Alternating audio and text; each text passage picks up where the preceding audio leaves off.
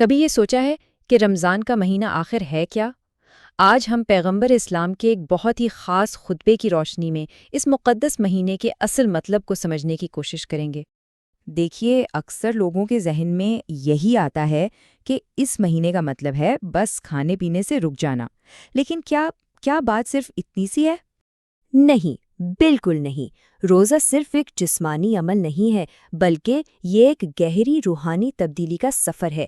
تو آئیے اس سفر کے الگ الگ پہلوؤں کو مل کر سمجھتے ہیں۔ تو آج ہمارے سفر میں ہم سب سے پہلے دیکھیں گے کہ رمضان میں ایک روزہ دار خدا کا معزز مہمان کیسے بنتا ہے۔ پھر یہ جانیں گے کہ یہ مہینہ باقی سب مہینوں سے افضل کیوں ہے۔ اس کے بعد ان کاموں پر بات ہوگی جو خدا کی رحمت کو قریب لاتے ہیں۔ پھر روزے کے اصل معنی کو سمجھیں گے اور آخر میں بات ہوگی سب سے بڑے انعام یعنی مغفرت کی۔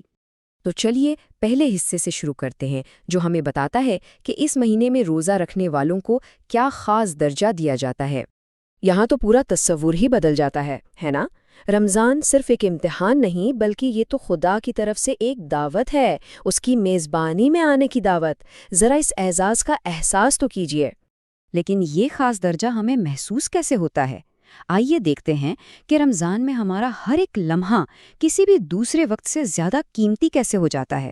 یعنی اس خطبے کے مطابق اس مہینے میں وقت کی کیفیت ہی بدل جاتی ہے۔ ہر لمحہ، ہر سیکنڈ ایک الگ ہی قدر و قیمت اختیار کر لیتا ہے۔ اور یہاں دیکھیے کہ یہ قدر کہاں تک پہنچ جاتی ہے۔ ہمارے وہ کام جو خود بخود ہوتے ہیں، جیسے سانس لینا، وہ بھی تسبیح بن جاتا ہے، اور سونا عبادت میں شمار ہوتا ہے۔ یہ تو پورے وجود کی ایک تبدیلی ہے۔ اچھا، اس مہینے کی عظمت تو سمجھ آ گئی، لیکن اب سوال یہ ہے کہ ان برکتوں سے فائدہ کیسے اٹھایا جائے؟ یہ حصہ ہمیں ایک واضح روڈ میپ دیتا ہے۔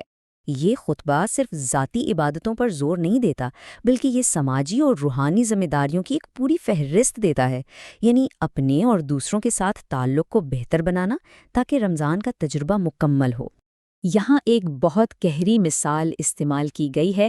گناہ ہماری کمر پر ایک بھاری بوجھ کی طرح ہیں، اور اس کا حل کیا ہے؟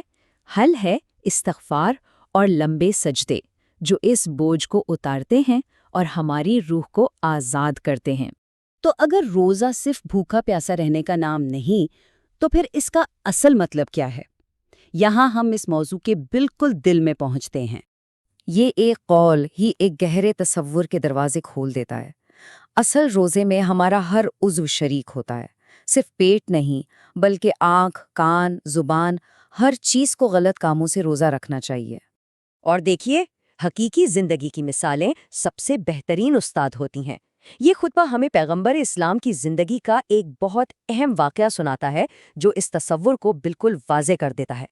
نبی اکرم صلی اللہ علیہ وآلہ وسلم کا یہ عمل ایک عملی سبق تھا، جو اس عورت کے روزے کی سمجھ کو چیلنج کرنے کے لیے تھا کہ وہ جو کر رہی ہے، کیا وہ واقعی روزہ ہے؟ اور یہ جو مکالمہ ہے نا، یہ خطبے کا مرکزی پیغام کھول کر سامنے رکھ دیتا ہے۔ کسی کے کردار اور اخلاق روزے کے عمل سے الگ نہیں ہیں۔ اگر زبان اور عمل کا روزہ نہیں، تو پھر صرف بھوکا رہنا بے معنی ہے۔ یہ قول تو ہمیں سوچنے پر مجبور کر دیتا ہے، کیا ہمارا روزہ صرف ایک رسم ہے یا ہمارے اندر کوئی حقیقی تبدیلی لا رہا ہے؟ کیونکہ اصل چیز تو روح کی پاکیزگی ہے۔ اور اب ہم آتے ہیں رمضان کے سب سے بڑے وعدے، سب سے عظیم انعام کی طرف۔ وہ کیا ہے اور اسے حاصل کیسے کیا جا سکتا ہے؟ پیغمبر اسلام نے بالکل واضح طور پر اس روزے کی شرطیں بتا دی ہیں جو پچھلے تمام گناہوں کو مٹا دیتا ہے۔ یہ صرف کھانے سے پرہیز سے بہت آگے کی بات ہے، یہ تو مکمل خود پر قابو پانے اور ہر حس کو حرام سے بچانے کا نام ہے۔ اور ان شرطوں کو پورا کرنے کا جو وعدہ ہے وہ انمول ہے، یعنی ایک بالکل نئی شروعات، گناہوں سے مکمل پاکیزگی، ایسے جیسے انسان آج ہی پیدا ہوا ہو۔ ہم تصور کر سکتے ہیں کہ یہ الفاظ سن کر ان لوگوں پر کیا اثر ہوا ہوگا جنہوں نے انہیں پہلی بار سنا۔ یہ امید کی ایک بہت بڑی کرن ہے جو اس وعدے کی رحمت کو ظاہر کرتی ہے۔ اور یہ جو آخری جواب ہے، یہ ہمیں ایک گہرے سوال کے ساتھ چھوڑ جاتا ہے۔ انعام بہت بڑا ہے، لیکن اس تک پہنچنے کا راستہ بھی اتنا ہی بڑا روحانی نظم و ضبط چاہتا ہے۔ یہ کوئی آسان سفر نہیں، بلکہ ایک چیلنج ہے۔